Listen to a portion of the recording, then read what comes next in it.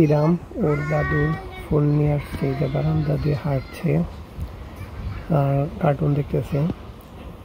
Phone চাচ্ছি দেবে না, ওর ফোন হাত থেকে ফেলে দেয়, ডিসপ্লে ভেঙে একটা প্রবণতা থাকে, তারপরেও দিবে না। ওই যে ওর দিকে, ওই বিল্ডিংয়ের দিকে একটা বাবু আছে, ওর জন্য ওই বিল্ডিংয়ের দিকে তাকায় রয়েছে যে বাবুটা আসছে কিনা এটা দেখতেছে ইরাম। ওর দাদুর ফোন নিয়ে দৌড়িয়ে পারতেছে, অনেকবার চাইলাম যে তোমার দাদুর ফোনটা দিয়ে দাও, পড়লে ভেঙে যাবে, সে দিবে না কোনোভাবেই। ওই জন্য নিয়ে বারান্দা এই পাশ থেকে ও পাশ, ও পাশ থেকে এই পাশ দৌড়াদৌড়ি পারতেছে।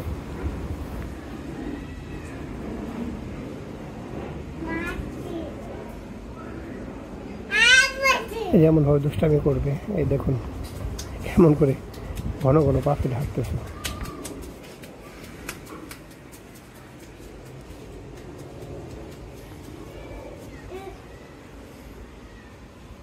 বারান্দার এই প্রান্ত থেকে প্রান্ত দৌড়াদৌড়ি করতেছে, আর উপরে কি যেন দেখতেছে আকাশে, খুবই দুষ্টমি করে।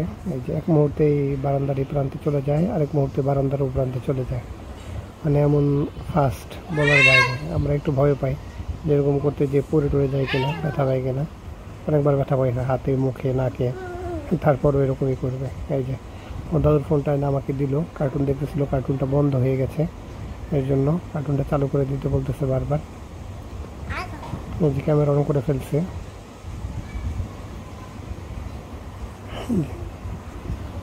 আমি আবার ক্যামেরাটা অন করে দিলাম, তুমি একটু ভিডিও করো।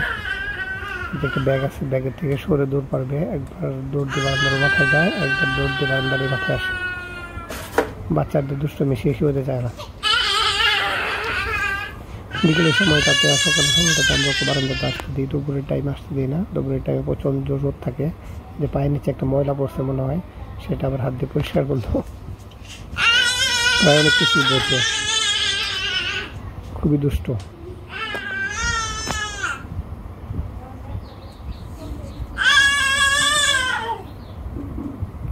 প্রায় যে ঘুরে পড়ে যেতে নিছিল।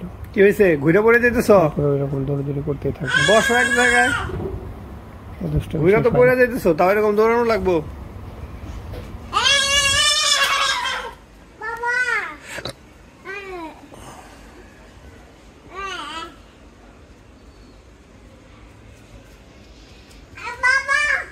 হ্যাঁ বাবা,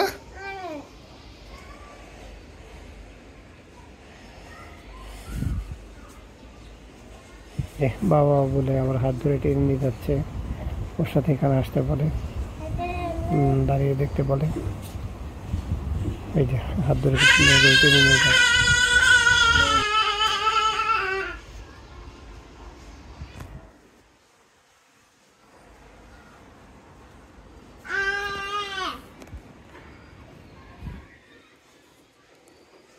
এই যে বারান্দা যেরকম ভাবে দৌড়াদৌড়ি করতেছে আর চিল্লাচিল্লি করতেছে, তো সে ফোনটা দিবে না। ও বারবার বলতেছে দাদুর ফোনটা দিয়ে দাও, পড়ে গেলে ভেঙে যাবে, পড়ে গেলে ভেঙে যাবে। ওর দাদুর ফোনের ডিসপ্লে কিছু পরে ভেঙে গিয়েছিল, প্রায় অনেক টাকা লেগেছে। এমন ডিসপ্লে তো কাজ ওর জন্য ঠিক করতে, আবার ফেলে দিয়ে ভেঙে দেয় কিনা, এখন তো ফোনের ডিসপ্লেতে প্রোটেক্টরও নেই।